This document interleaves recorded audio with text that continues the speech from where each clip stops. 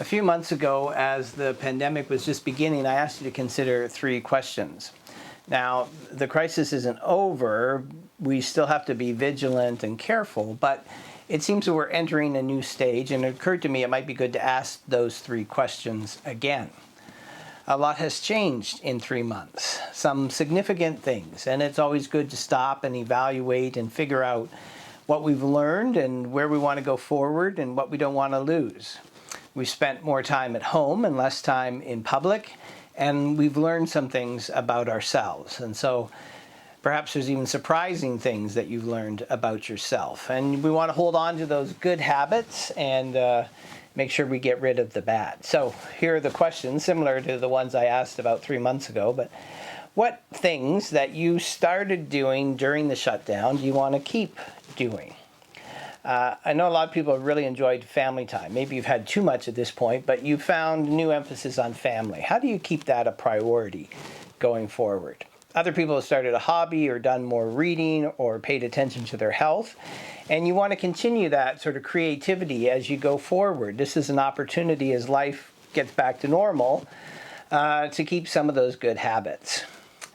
Second question, what are some of the things you're going to do more of now that you can? I imagine that socializing with friends is going to be high on that list.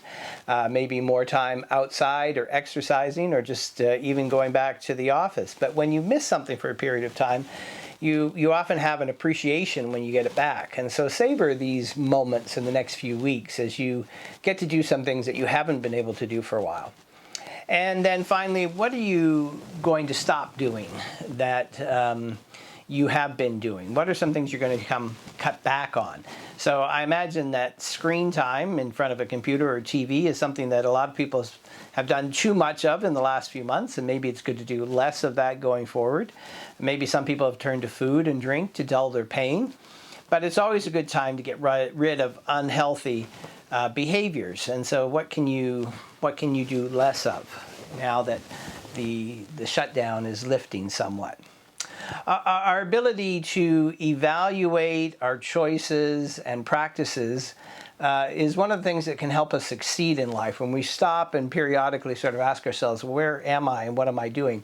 The last few months have been challenging, and a lot has changed, and we don't always appreciate his words, but James in chapter 1 has actually some helpful advice for us. He says, "Consider it my pure joy, brothers and sisters, whenever you face trials of many kinds, because you know that the testing of your faith produces perseverance.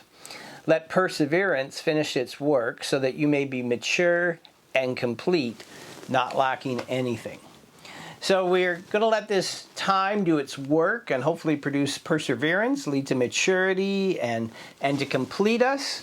And in order to do that, we need to give some thought about what God's been doing and then keep pressing on. So I hope you do that this week. Keep pressing on. Have a great week. God bless.